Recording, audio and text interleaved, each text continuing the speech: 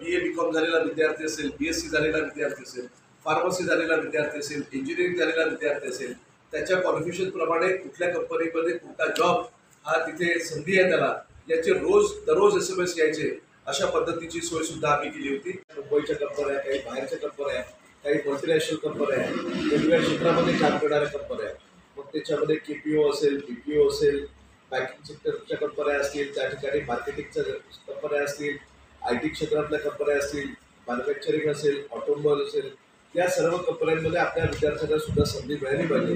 याकरिता आम्ही दरवर्षी अशा पद्धतीच्या रोजगार मेळाव्याचा काळापर्यंत ते त्या ठिकाणी नोकरी करतायत, त्यांना पुन्हा नव्याने नोकरी मिळते का, हा सगळं प्रयत्न या उपक्रमाच्या माध्यमातून करतो। मागल्या वर्षी सुद्धा आम्ही नागपूरमध्ये एक जॉब कार्ड नावाचा एक उपक्रम राबवला होता। त्याच्या माध्यमातून ज्या लोक त्या ठिकाणी आले होते नागपूरमध्ये, त्यांनी रजिस्ट्रेशन केल्यानंतर त्याला आम्ही ते जॉब कार्ड ऍक्टिव्हेट करून दिलं होतं आणि त्याच्या माध्यमातून आम्ही दरवर्षी गोविंदराव वंजारी फाउंडेशनच्या वतीनं विदर्भातल्या 6 जिल्ह्यात आणि विशेष करून मी ज्या नागपूर विभागाचा पदवीधर मतदारसंघाचा आमदार आहे अशा गडचिरोली असेल, चंद्रपूर असेल, भंडारा, गोंदिया, नागपूर आणि वर्धा या 6 जिल्ह्यामुळे मी दरवर्षी अशा पद्धतीच्या रोजगार मेळाव्याचं आयोजन करतो।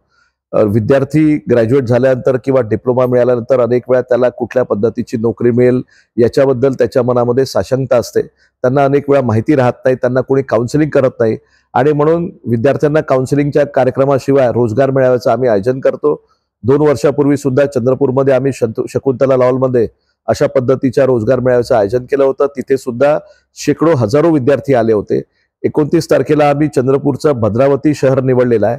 त्या ठिकाणी आम्ही त्या सेलिब्रेशन हॉलमध्ये आम्ही विद्यार्थ्यांना रजिस्ट्रेशनच्या माध्यमातून बोलवलेलं आहे आणि जवळजवळ आपल्या राज्यामध्ये मल्टीनॅशनल किंवा नॅशनल बेस असलेल्या कंपन्या ज्यांचा बेस पुण्या मुंबईचा आहे, नाशिकचा आहे, औरंगाबादचा आहे, विदर्भाचा आहे, नागपूरचा आहे, अशा वेगवेगळ्या सेक्टरमध्ये काम करणाऱ्या कंपन्या ज्याच्यामध्ये मार्केटिंगचे जॉब्स आहेत, ज्याच्यामध्ये IT क्षेत्रातले जॉब्स आहेत, ऑटोमोबाईल सेक्टरमधले जॉब्स आहेत, मॅन्युफॅक्चरिंग युनिटमधले जॉब्स आहेत, अशा वेगवेगळ्या जॉब्स घेऊन आम्ही या ठिकाणी येतो आहे।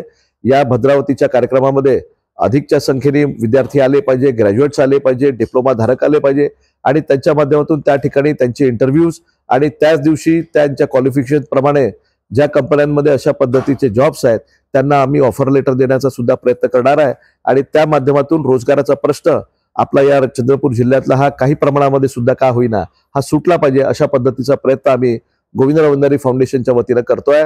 माझं आपल्या या मीडियाच्या माध्यमातून सर्व चंद्रपूर जिल्ह्यातल्या विद्यार्थ्यांना आव्हान आहे की आमची लिंक आपल्यापर्यंत पोहोचलेली आहे, त्या लिंकवर आपण रजिस्ट्रेशन करावं आणि 29 तारखेला आपण स्वागत सेलिब्रेशनमध्ये त्या ठिकाणी भद्रावतीला यावं आणि या संधीचा आपण फायदा घ्यावा, अशी मी सर्वांना विनंती करतो।